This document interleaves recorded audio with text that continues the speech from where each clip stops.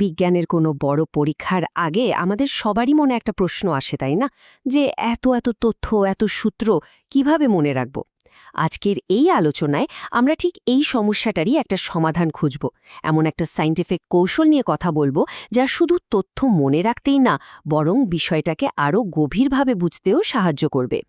তো একটু ভাবুন তো, পরীক্ষার আগে আমাদের পড়ার রুটিনটা সাধারণত কেমন হয়? বেশিরভাগ ক্ষেত্রেই কিন্তু আমরা একটা বেশ পরিচিত আর কমন পদ্ধতি ফলো করি, যেটা হয়তো সবচেয়ে কাজের নাও হতে পারে। হ্যাঁ, এই পদ্ধতিটা আমাদের সবার কাছেই খুব চেনা। মানে মনে হয় কি যে পুরো একটা স্টাডি সেশন যদি শুধু একটা মাত্র টপিকের উপর দেওয়া যায়, তাহলে ফোকাসটা ঠিক থাকে আর সবকিছু কেমন যেন গুছানো মনে হয়। যেমন ধরুন, ফিজিক্সের প্রস্তুতির জন্য সোমবার হয়তো সারাদিন শুধু ওহমের সূত্রই পড়া হলো, মঙ্গলবার শুধু রোধ নিয়ে, আর বুধবার শুধু সার্কিট। এটাই হলো পড়ার ব্লক করে করে পড়ার পদ্ধতি, যা আমরা প্রায় সবাই ব্যবহার করে থাকি। এই পুরো আলোচনায় আমরা এই ধাপগুলোই দেখব। প্রথমে আমরা বুঝব সমস্যাটা কোথায়, আর তারপর ধীরে ধীরে এর একটা দারুণ সমাধানের দিকে এগিয়ে যাব। চলুন তাহলে শুরু করা যাক। যে পদ্ধতিটাকে আমরা এতদিন ধরে একদম পারফেক্ট ভেবে এসেছি, মানে ওই যে ব্লকিং পদ্ধতি, সেটা কেন আসলে সেরা উপায় না? আসুন একটু গভীরে গিয়ে দেখি।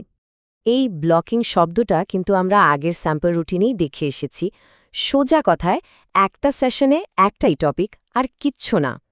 এখন আমরা আমাদের আলোচনার একদম কোর বা মূল অংশে চলে এসেছি।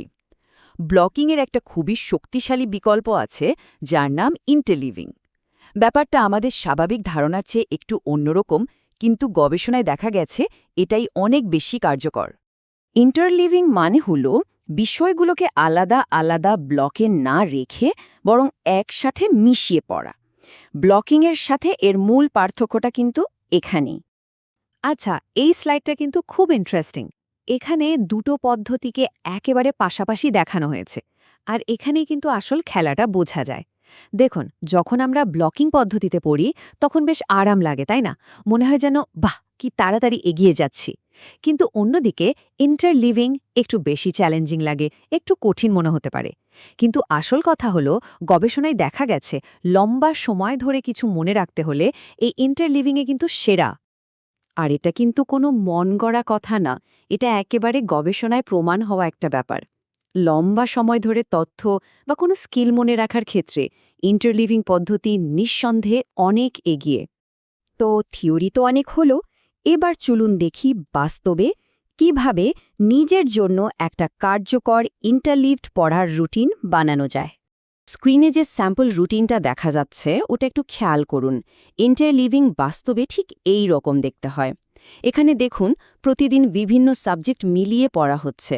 যেমন শনিবারে কেমিস্ট্রি, ইংলিশ, আবার জেনারেল ম্যাথ, আবার রবিবারে ফিজিক্স, বায়োলজি আর হায়ার ম্যাথ।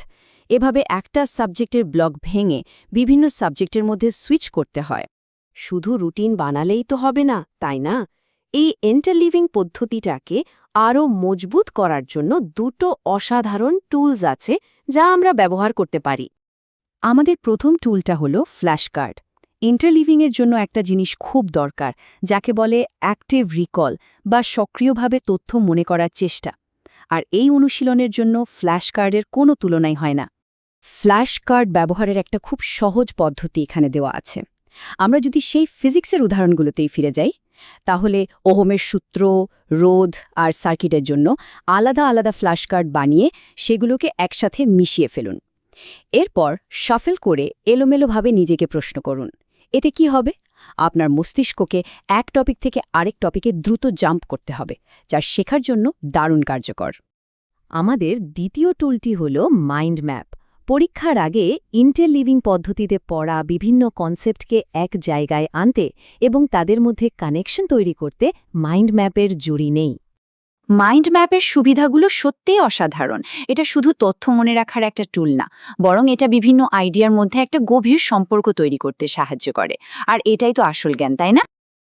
আর এই স্লাইডটা চমৎকারভাবে দেখাচ্ছে যে কিভাবে একটা ভিজুয়াল সামারি বিভিন্ন সময়ে পড়া কনসেপ্টগুলোকে একসাথে কানেক্ট করতে পারে। এটা ইন্টারলিভড লার্নিংকে আরও অনেক বেশি শক্তিশালী করে তোলে। আমরা এতক্ষণ পড়ার কৌশল নিয়ে কথা বললাম। এখন একটু মানসিকতার দিকে ফোকাস করা যাক। কারণ একজন ভালো আর একজন অসাধারণ ছাত্র বা ছাত্রীর মধ্যে মূল পার্থক্যটা কিন্তু এখানেই তৈরি হয়। এই উক্তিটা কিন্তু ইন্টারলিভিংয়ের আসল উদ্দেশ্যটাকেই তুলে ধরে। বিজ্ঞানের সেরা হতে হলে শুধু তথ্য জানাই যথেষ্ট নয়, বরং বিভিন্ন শাখার জ্ঞানকে একসাথে করে নতুন কোনো সমস্যার সমাধান করার ক্ষমতা থাকাটা জরুরি। তাহলে সবচেয়ে গুরুত্বপূর্ণ পয়েন্টটা কি দাঁড়ালো?